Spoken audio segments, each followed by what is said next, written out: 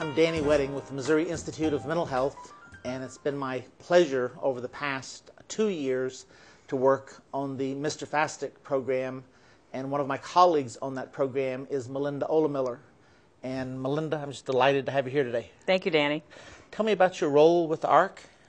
St. Louis ARC is an organization that provides advocacy and support services for persons with developmental disabilities and their families. And we've been at this for about 50 years in the St. Louis area, and we're part of a national organization called the ARC of the United States, who has chapters all over the country doing the same thing. Well, I know that you are an advocate for the ARC and that you're particularly interested in the problems that are confronted by families dealing with FAS in the family. And I'm wondering about what are the challenges that are associated with possibly raising a child with FAS? There are many challenges, and some of them are unique just to FAS, but many of them are actually generic to raising any child with a developmental disability. Some of the ones that I'd like to highlight, the first one that comes to mind is the sheer stamina that's needed to keep up with a child with fetal alcohol syndrome. As you may know from learning about the many aspects of the syndrome, is that one of the things that happens with kids is they have a lot of energy. The negative way of saying that is hyperactivity, but they have a lot of energy. Often they don't sleep well, and families really need to be able to keep up with them in order to properly parent, and that can be absolutely exhausting. And sometimes providers who may be seeing kids in their clinics may not realize just how much a factor parental exhaustion plays in the child's health, in the family's health, in what can happen for the child, and ultimately their outcomes. And so it's something that is really people need to be aware of. The other thing is that families who raise any child with a disability have to become experts in their child's disability. They really have to. There isn't a choice. And also they need to become powerful advocates for what their child may need both now and in the future, and try to anticipate those needs. The other thing that happens that's a little bit unique to fetal alcohol syndrome and possibly other learning disabilities is that children often look like they're fine. Just from a snapshot appearance or a chance encounter or a few moments with someone who has fetal alcohol syndrome, you might think, well, what's the problem here? This looks fine. And while that's a benefit to them because they may not carry the stigma of looking different, what happens is that expectations from people in the community for that child and expectations for the family are often inappropriate because the child may look like they can do things that they can't actually do, or they may be able to do something once or twice that they can't continue to perform consistently. And so families experience a fair bit of social difficulty because of that, because it's very easy to switch from, oh, well, this child looks fine, it must be poor parenting that's actually the thing that's causing these difficulties for this child, or the behavioral concerns or whatever. The last thing that comes to mind is we have in our community, and actually in the Midwest, which is why this is such a wonderful project, a lack of qualified personnel. And on personnel across the board, all the way from kindergarten teachers to special education teachers to social workers, medical folks, doctors, anyone you might encounter. Even pediatricians don't necessarily know about FAS. Pediatricians don't know. Psychologists don't know. They don't know enough about it to really properly assist a family, or they know just enough, what I say, to be dangerous, which is they think they know a little bit. They've had a little bullet of information somewhere in their training, and they use that to have sort of an inflated sense of confidence about their ability to care for that family. And in fact, it's a very complex disorder and has a lot of ramifications for families that providers need to understand. So I guess the message is that parents can't abdicate responsibility to healthcare professionals for taking care of their child. In my experience in working with many, many families, the children that are doing the best and the young adults that are doing the best are the ones who are living in families where there is at least one parent who has absolutely taken charge of that child's medical care, development, and gathered around them a cadre of professionals who either know about fetal alcohol syndrome or were trainable. In other words, we're open to listening, to learning about it, and able to, and families essentially put their own team together, is what happens in a successful situation anyway. Now, are there families where a child may have been exposed to alcohol but not necessarily have a diagnosis of FAS, and how are they different, Melinda? Well, in many ways, everything we've talked about so far applies. That classic fetal alcohol syndrome face is a calling card for many things. It's a calling card to a proper diagnosis. It's a calling card to a definitive diagnosis. It can be the gateway into services, right? Because often what goes along with the classic face of a child with fetal alcohol syndrome is neurological damage to go with it that is definable and can help children get the services that they need. When it's not clear, in other words, as you mentioned, we know the child's been exposed, they're exhibiting some of the symptoms, but they don't have the whole package. It can be an added frustration for families because there's always that kind of shred of doubt. Do we have the right diagnosis? Is this the right thing? There's been a lot of professional disagreement about the terminology that should be used in those instances, which I understand completely from a professional standpoint, but I have to tell you it's very frustrating from a family standpoint because they don't have a book that they can look up and say, okay, well now this is what we should do. And so those families need extra support. It seems like if the experts can't agree on the language to be used, then we don't know enough about this disorder. Right, and the children may really look good, even better. Further fanning the flames of, wow, this must be poor parenting. If this child can't behave, if they're having problems in school, someone's not parenting this child correctly. And who are they going to look at but whoever that child is with? Also, many professionals don't tell parents, in the process of diagnosing a child, they may say, well, your child doesn't meet all the criteria for fetal alcohol syndrome, and so it's a probable case, or it's a possible, or we can't rule it out, or some of those kind of nebulous diagnoses.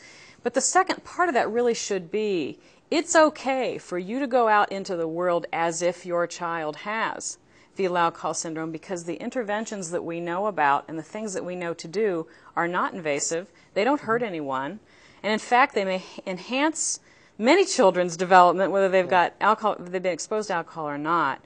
And so that is a real key piece of advice that I like to give to families is, okay, you don't have a definitive diagnosis, all right, but let's dig in and learn about fetal alcohol syndrome, figure out which pieces apply to your child, and go from there. You don't have to have that definitive diagnosis in order to get the help that you need. And physicians need to follow suit with that and encourage their patients to do so. So you never want to say, let's not help this child just because the child doesn't have a diagnosis. Let's find out what the child's needs are and respond to those appropriately. Exactly. All too often I will hear families say, well, we took him to the clinic and we saw the expert and he said, well, I don't really think it's full fetal alcohol syndrome. And then they didn't tell me what to do next. Yeah. And that's a terrible, that kind of dissonance of living with something that you're not sure about and now you don't know which direction to go is a very frustrating way. It's got to be awful for parents. It's awful for them, and it affects the quality of their lives and it affects the quality of the way their families function. Melinda, what do you think are the most pressing educational needs for families? Well, they've got to learn about the syndrome. I can't emphasize that enough. There are books out there, there are websites. Books. There's a lot more and more family-friendly materials are becoming available all the time. They have a pressing need to learn advocacy skills, and advocacy skills aren't learned necessarily sitting in a class. Finding a mentor, finding another parent who's got a child with FAS, or a parent with who has a child with another developmental disability who has to go out into the world and advocate for their child, and linking up with them, learning from them, very, very critical. The other thing that the most important piece, really, is they need to educate themselves about secondary disabilities, because we know from research that it is the secondary disabilities that make or break long-term success for adults with fetal alcohol syndrome. And so educating yourself about them as a family member, and I have to warn anyone who's doing that, it can be heartbreaking, even just to read about it, and the fear that's associated with that can be very difficult. But it's important to know about it so that you can figure out what to do to prevent it for your child. If you're trying to educate yourself about FAS, is there some misinformation out there? Are parents at risk for going to websites, say, and getting information that's just not factual? Yeah, you have to be careful. There's definitely misinformation. I recently was taking a class, and we were learning about some aspects of fetal alcohol syndrome, and one of our projects was to come up with websites that had misinformation, and it wasn't hard. Okay. So you have to evaluate your source, stick to things like the National Organization on Fetal Alcohol Syndrome, the Centers for Disease Control, some of the projects that both of those organizations have sponsored, links to universities who have credible track records in understanding fetal alcohol syndrome. Okay, you and I have both seen websites that assure women that having a drink every day would just help them relax, and I guess there are even cases of obstetricians who tell their patients this. We have it happening right here in the good old Midwest. We have obstetricians who have not kept up with the literature. I don't think they're not doing it to cause harm, but they're misinformed, and it's up to us, particularly on the prevention side, when we're thinking about preventing fetal alcohol syndrome, to make sure that providers have up-to-date information. And really, the party line right now is we don't know how much alcohol is safe. We have absolutely no idea. And so the best practice is to not drink at all, and that's the prevention message. Not drink at all during pregnancy, and that's the prevention message that we're trying to get across. We've talked about how exhausting it can be to be the parent of a child with FAS, and what are some of the emotional needs of parents? Well, they need to be able to get a chance to be away from their child, and it sounds harsh, but in the disability world we call that respite care. And not only should all health care providers be querying their families about their need to take a break from their child, but also the second and probably most important piece of it is to give them permission to use it. Yeah. I have seen too many families, and foster families are notorious for this, who think they can handle it all, and they view the need to take time for themselves as somehow a failure or a personal shortcoming. And when you have your doctor saying to you, take a break, I insist. Sure. It's okay. I'm prescribing that. Exactly. It makes it so much easier for that family to do it. And a lot of the kids that we know about, at least here in St. Louis, and I understand around the country, a lot of the kids that we know about who have FAS are in foster families and adoptive families. And those are families who went into this to do good. They went into this with the best intentions for children, and they often don't look at their own needs. But we know that a family who can take a break, get refreshed, and come back to their child will do a much more effective job parenting them. Well, I guess it's important, too, that parents give some attention to the other kids in the family, and that you have to attend to the siblings, and you can't give all of your energy, all of your love, all of your attention to the child with special needs. That's right, and sometimes respite care can be as simple as having someone come in so you can go to your other child's school event without the one who's disruptive at your side, or taking that other sibling out for dinner, or something that can be special for them. Another important part of thinking through what the emotional needs are of families is that there's a lot of anger and grief that can be associated with having a child with any disability, but this particular disability can be excruciatingly painful, particularly if the child's in the biological family, because in that instance it's a mother who's going to walk around the rest of her life knowing that their child's disability is somehow connected to their own behavior. Sure. And there is no worse feeling in the world. And so those moms need a lot of support. On the flip side, even families who have adopted children with fetal alcohol syndrome, everyone has hopes and dreams for their children. And to see them thwarted or to have barriers put in front of your child that could have been avoided. It's one thing to have it be something that just happened, but it's quite another to have it be completely 100% avoidable. There's a lot of anger that goes along with that from a parenting standpoint, and a fair bit of grief. And families who don't work through that tend to bring it out in inappropriate ways. They can't help it. So really good ways to work through those things are to find a support group if it exists in your area. Some families don't like to use support groups, they would rather have one-on-one assistance, and then finding a good mentor. There are ARCs all around the country, and they're good places to start. That mentor would normally be another parent. Exactly, another parent. Finding a parent or a family who's a little bit farther along the journey or has a child a little bit older is ideal because they've kind of walked through these shoes together. The other thing I've found, a lot of families have found peace for themselves through activism. Yeah. And by that I mean getting involved in the prevention side of fetal alcohol syndrome, getting involved in maybe starting a support group if one doesn't exist. That's not for everybody. Sure. But I think that there are individuals for whom that is a very powerful tool for working through grief and anger. And I guess guilt as well. Sometimes. Absolutely. Guilt goes along with it. Those are all very powerful emotions, anger, grief, and guilt. Absolutely. And they can eat you alive. And they can really impair family functioning across the board. If one person in the family becomes paralyzed or otherwise unable to function because one of those emotions, it affects everybody. And so it's really very important that it be addressed. Okay. Melinda, what are some of the pitfalls that a family would predictably face when raising a child with FAS? The most common one that I hear about, and my colleagues in ARCs around the country, we've talked about this one many times, is that families want so much for their child to have a typical existence. In other words, to be just like their friends. And it's very easy to make mistakes about how much supervision that child may need and how much freedom. Particularly, it's easy to get drawn into, well, they look good and it seems like they're ready to go to that party by themselves or have a sleepover. Sure. Those are issues every parent faces. Every parent. Magnified tenfold. 100-fold, I think, Danny. It's magnified because you have a child who we know, by definition, will have poor judgment.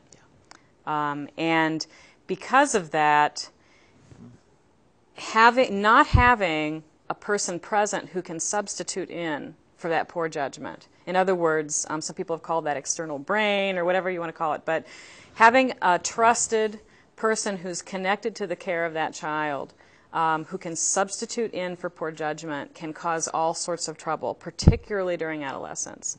And I take a lot of phone calls from families who are raising children with fetal alcohol syndrome, and by far the most disturbing ones are the ones who come from the 17, 18, 19-year-olds who will tell hair-raising tales of their kids getting into trouble. And then when you back into it, you realize there was no adult present. It was unsupervised time. And we have to think about kids with fetal alcohol syndrome needing extra supervision. And many people will say, just think in your mind of them being younger than they are, and that will help guide you. Even if they're not necessarily younger in that particular way, but let that help guide you. Doesn't mean they're going to need 100%, 24 hours a day, 7 days a week supervision the rest of their lives. They may not, but you have to ease into it gradually and let the children have independence and eventually emancipation at a much later age. Yeah. Do you sometimes find families that are just sort of overwhelmed by the grief and don't appreciate what can be construed as some of the positive aspects of raising a child with FAS? That is another pitfall. And you know what? The professional world plays into it. One of my pet peeves, just being a disability advocate, is so many times there's just a focus on the negative. What the child can't do, won't do, can't.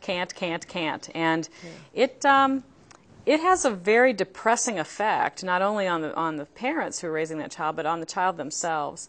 And just like any other child on the planet, children with fetal alcohol syndrome come to us with their own gifts.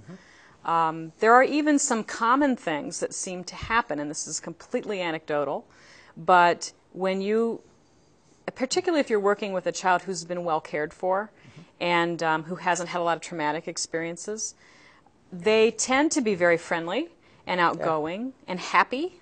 Parents will describe that if they've had good experiences. Those are all qualities you want in your child. Absolutely. And you know what? The happy way of describing hyperactivity is energy, and we should all be so lucky to have so much energy.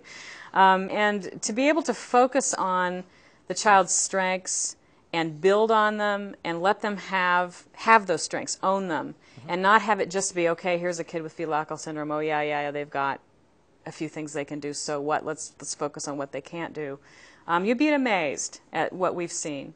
There's a young man in Minnesota who has full fetal alcohol syndrome, and he's in his late 20s, and he sits on the board of directors of one of our ARCs up in Minnesota, and he's a delightful young man. And I look to him and hope that for many of our families we can achieve that kind of outcome for kids. Okay.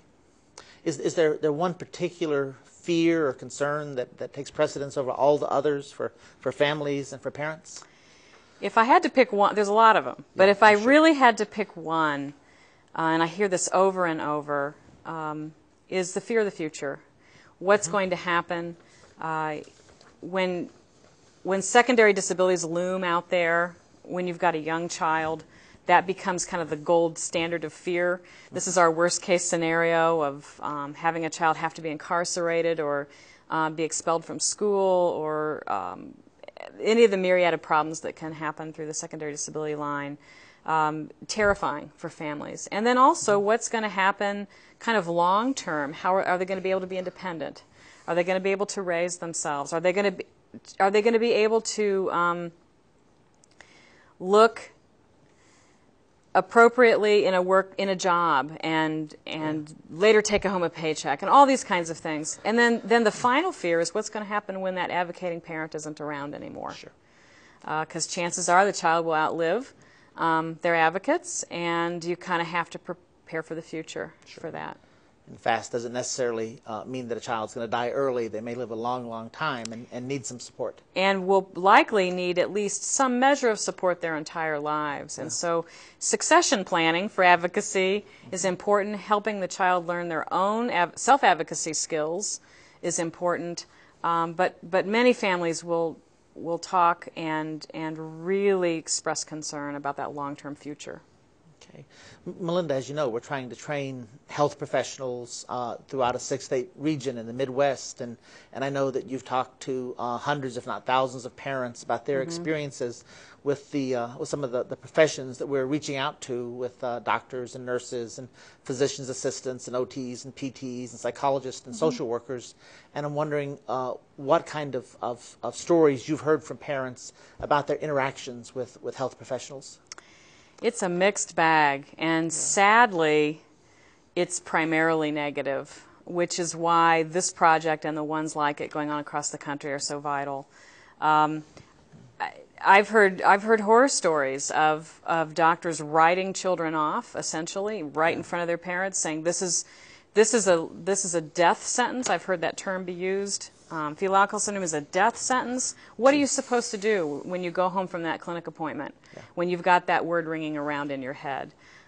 We have to have a measure of hope in order to raise any child, really, and particularly for kids with fetal alcohol syndrome who've gotten bad press and who've gotten a bad rap for a lot of things. We have to convey a message of hope to families. And if there are a few things that I could offer as tips to my colleagues around the country and healthcare providers in particular, is to convey a message of hope.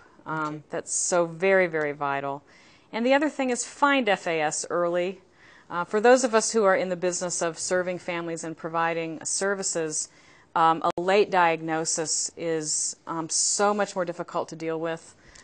There's so many fewer resources we have at our fingertips to prevent long-term disabilities and to provide for a hopeful future for that child. So please do whatever you can to screen and find children early. And the last thing is, I hope I've given the message today that emotional support is so important for families, and to have that be part of your medical plan. To provide emotional support for that family and emotional support for that child, whatever that means, whether it means therapy, whether it means helping them find another family who's in the same position, or an organization who can assist with that. So very, very vital. Well, Melinda, it's just been a joy getting to know you on this project, and we've become close friends. I have tremendous respect for you. You're somebody who's making a difference in the world. You're somebody who's going out there and changing the way we think, and I think that this project's going to educate thousands of health professionals, and it's one of the ways in which you're making a difference. So thank you so much. Thank you, Danny.